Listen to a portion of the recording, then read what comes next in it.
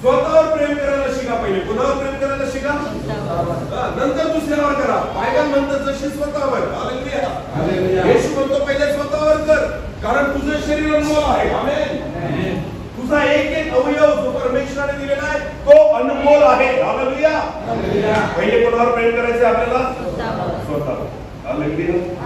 स्वतःच्या शरीराला स्वतः खराब करायचं नाही. काहीच अशी वस्तू खायची नाही ज्याच्याने माझं शरीर काय होईल? खराब. समजतंय तुम्हाला काय सांगतो?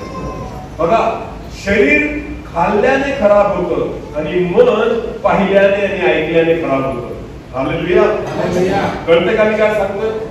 चुकीची वस्तू जर तुम्ही खाल्ली आणि ती पोटात जर गेली तर तुमचं शरीर काय होतं? त्याच्याने खराब होतं.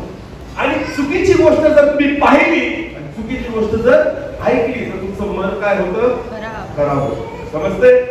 या दोन्ही गोष्टी तुम्ही तुमच्या इच्छेप्रमाणे करायच्या नाही. स्वतःवर प्रेम करा. आमेन. जगातला कचरा स्वतःमध्ये भरू नका.